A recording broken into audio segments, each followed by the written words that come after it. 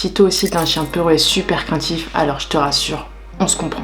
Et on sait à quel point ça peut être frustrant et douloureux de voir son chien lutter et avoir peur sans réussir à l'aider. Et ça peut être encore plus compliqué si cette peur entraîne un souci de comportement comme une forme de réactivité. Et surtout qu'il faut aussi faire avec le regard et le jugement des autres, parce que parfois il peut être vraiment très intransigeant. Et ce que je peux dire, c'est que parfois, même avec la meilleure volonté du monde, en y donnant toute sa volonté, tout son temps, voire même parfois tout son argent, parfois c'est super compliqué d'aider un chien peureux et on comprend pas comment s'y prendre. En tout cas, ce que je vais essayer de vous expliquer dans cette vidéo, c'est surtout de vous montrer quelque chose qu'on a tendance à beaucoup essayer de faire pour aider un chien peureux, mais qui en fait ne fonctionne pas. Et pourtant c'est quelque chose qui nous paraît vraiment évident et on a vraiment l'impression qu'on va pouvoir l'aider de cette manière, mais ça colle pas.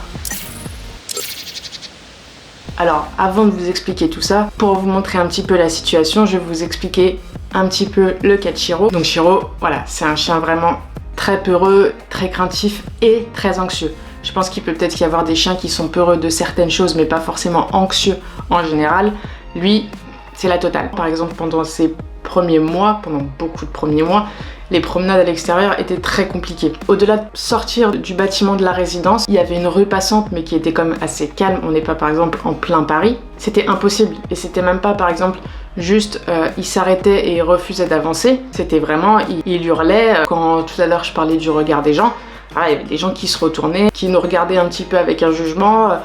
Certains même pensaient concrètement qu'on était en train de lui faire du mal. Voilà, enfin c'est compliqué de le voir dans cet état-là et en plus on sait pas vraiment quoi faire. En plus, encore une fois, voilà, il y a le regard des gens qui jugent et même si en soi c'est pas grave, ça affecte toujours sur le moment. Après, au-delà de ça, il a peur aussi vachement de l'inconnu, donc genre les gens qui viennent à la maison, etc. Il avait tendance à beaucoup se cacher pour pas aller les voir, pour pas qu'ils viennent le voir. Tout ce qui est de l'ordre visuellement et auditivement, il y a beaucoup de bruit, beaucoup de choses, et tout ce qui est de l'ordre de l'inconnu, donc ça regroupe énormément de choses. Tout ça, c'était surtout, et c'est encore compliqué, pour lui. Tout ça pour dire que voilà, question peur au niveau du chien, Chiro c'est vraiment bien représentatif de ça et du coup il a fallu essayer de chercher des méthodes pour essayer de le calmer et de le rassurer pour qu'il arrive à se sentir bien et qu'il puisse profiter sereinement. Alors on va partir dans des termes un peu plus précis pour essayer de mieux comprendre comment ça va fonctionner dans leur tête. Alors souvent ce qu'on a tendance à pas trop réaliser, c'est que les chiens ils vont apprendre de deux manières différentes. Il va y avoir le conditionnement opérant et il va y avoir le conditionnement classique. Alors je sais, je sors un petit peu les termes, mais vous allez voir, c'est pour vous expliquer quelque chose de logique et qui va tout éclairer. Le conditionnement opérant, ça va être ce qui enseigne une action. Par exemple, s'asseoir, revenir, rester là où il est. Et ce type d'apprentissage, ça vient d'un endroit dans le cerveau du chien qui s'appelle le cortex cérébral. Mais le conditionnement opérant, c'est vraiment qu'une partie de l'équation dans le comportement du chien.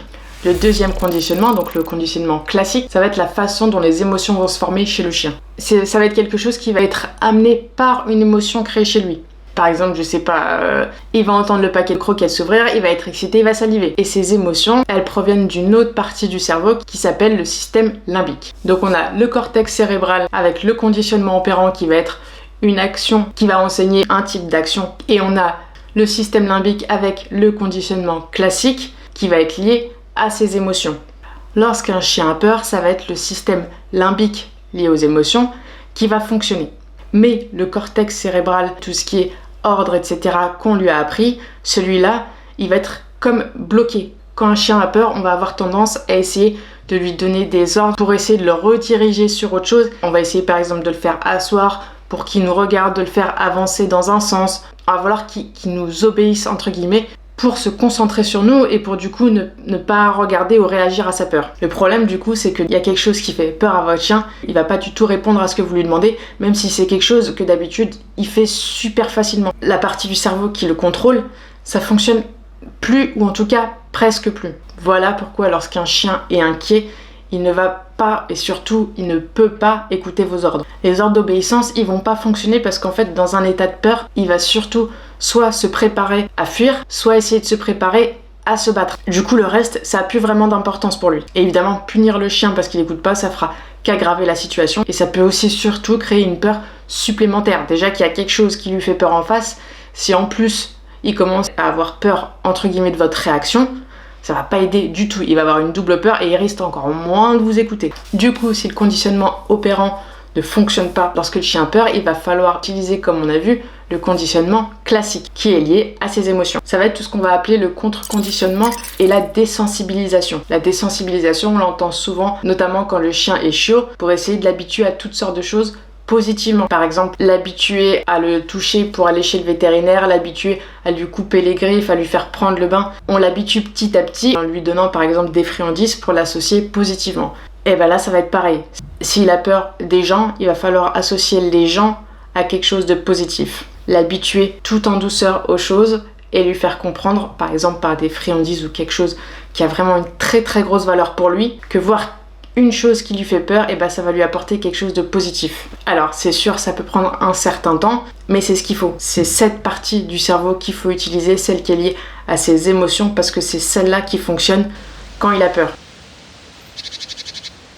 Voilà en tout cas pourquoi quand votre chien a peur, il a tendance à ne pas vous écouter quand vous lui demandez de faire quelque chose. Donc ne vous inquiétez pas, c'est totalement normal. Et cette méthode, honnêtement, même moi je l'ai fait pendant longtemps avant de me rendre compte et de comprendre pourquoi ça fonctionnait pas. Alors oui, des fois il va écouter.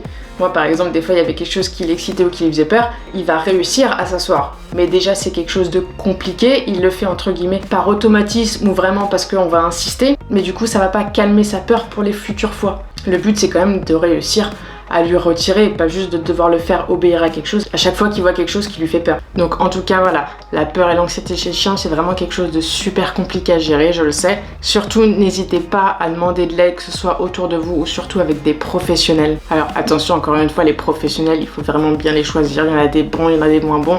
Et si vous avez un cas précis ou des questions à poser, surtout n'hésitez pas à le mettre en commentaire parce que je vais sûrement refaire d'autres vidéos sur le thème des chiens peureux et craintifs. Si t'es encore ici, merci d'avoir regardé la vidéo en entière. J'espère vraiment que ça aura pu t'aider un petit peu. J'espère aussi que les prochaines pourront t'aider encore plus. N'hésite pas à partager pour que ça puisse toucher encore plus de personnes. T'abonner si c'est pas encore fait pour pas louper les prochaines vidéos. Et je te dis à bientôt.